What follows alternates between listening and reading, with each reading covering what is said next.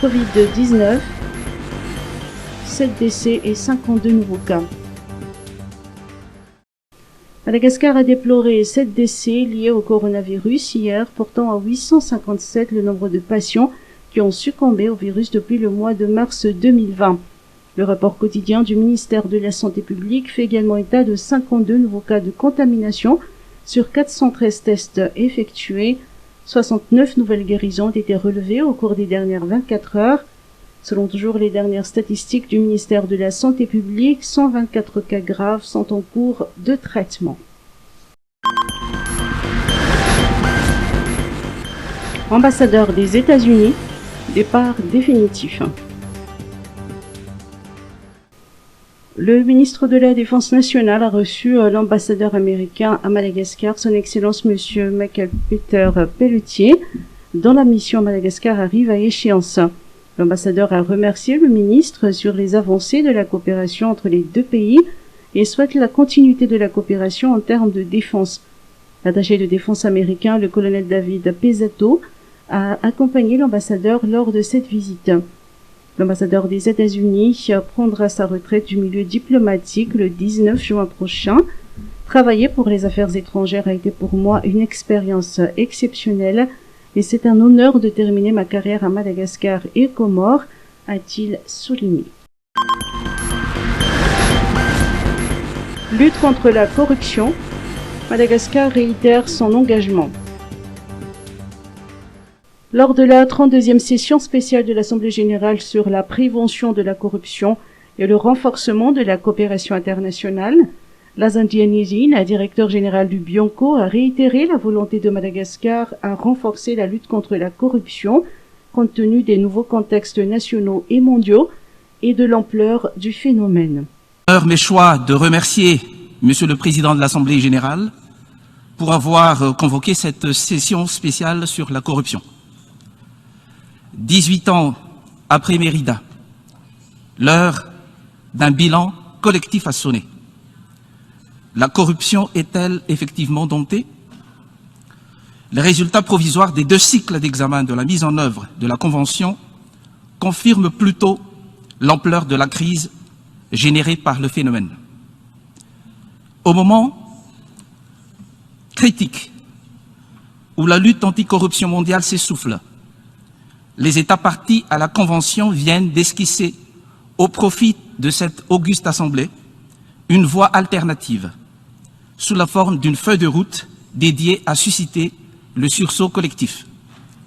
Madagascar se félicite de l'opportunité de cette déclaration politique pour corroborer son intention de réviser les modalités de sa lutte au regard des défis actuels. La profusion de la corruption dans notre pays incite en effet à des mesures innovantes et énergiques. Voilà pourquoi, d'entrée de jeu, le Président de la République a ordonné la tolérance zéro. Une nouvelle approche de la lutte anticorruption a été par la suite adoptée, visant justement à vulgariser les moyens de sa prise en charge.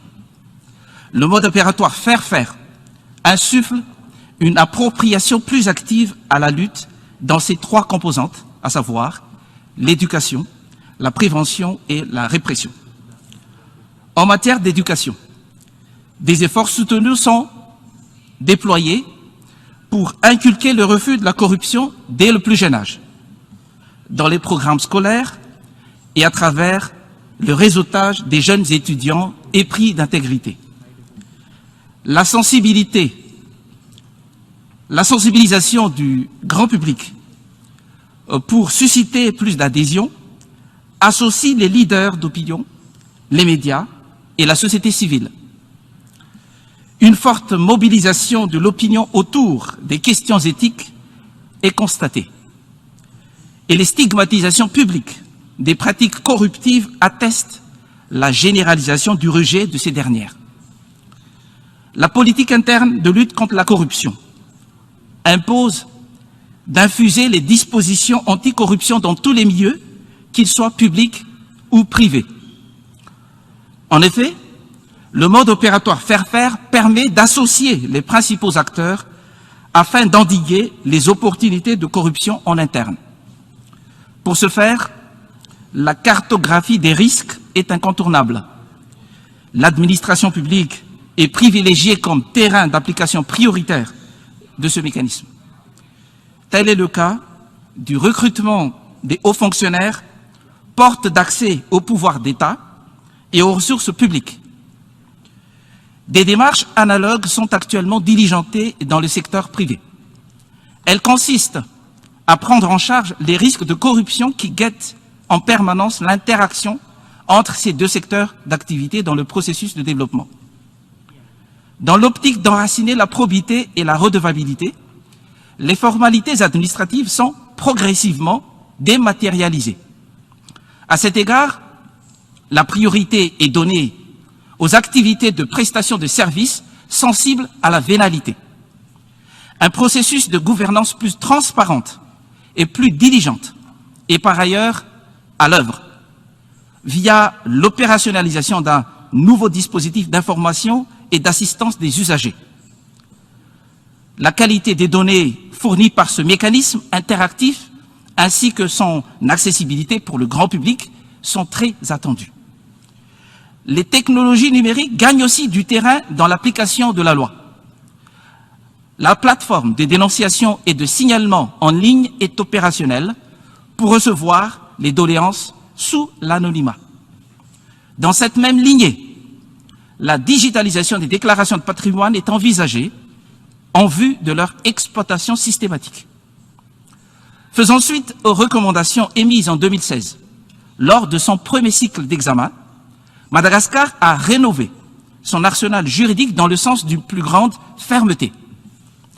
Cela étant, le droit actuellement en vigueur reste encore à compléter et à harmoniser pour être en phase avec les objectifs de la tolérance zéro et pour mieux réprimer l'impunité. Pièce jusque-là manquante du cadre juridique, un décret sur la restitution des avoirs issus de la corruption est en cours d'adoption pour assurer le succès de cette lutte. Soumis au second cycle d'examen cette année, Madagascar sera amené à parachever son système répressif. En attendant, l'optimisation des ressources de la procédure pénale existante est préconisée, à l'instar des peines infamantes prononcées à titre de peine principale pour dissuader davantage les délinquants récidivistes prompts à se dérober à la justice.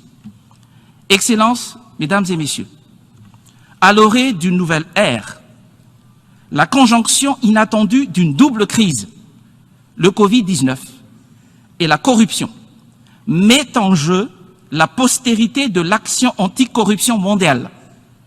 Face à ce défi, le choix de l'ordre de bataille qui incombe à cette Assemblée est plus que jamais décisif.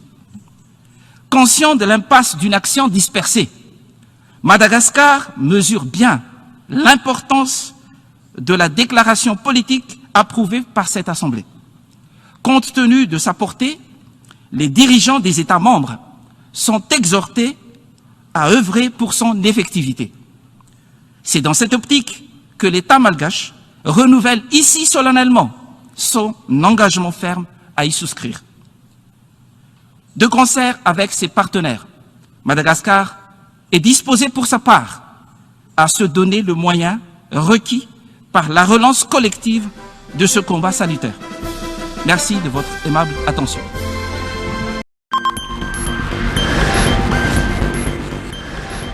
FIFPAMA, inciter les jeunes à entreprendre. À Madagascar, 400 000 jeunes par an se trouvent sur le marché du travail, mais l'offre n'est pas toujours en adéquation avec la demande. Aussi, le Vivundunanipa de la Malagas, ou FIFPAMA, voit dans l'entrepreneuriat une voie d'accès pour l'emploi des jeunes générations. C'est dans cette optique que le FIFPAMA a signé une convention de partenariat avec l'établissement d'enseignement supérieur INSCAE afin d'inciter les jeunes à entreprendre. Le président du FIFPAMA nous apporte plus de précisions. Cette cérémonie s'inscrit dans une vision beaucoup plus grande en termes de développement de l'entrepreneuriat. C'est un honneur pour nous ici d'avoir permis l'assistance. Madame Kirabinamatsu, je vous remercie de votre présence.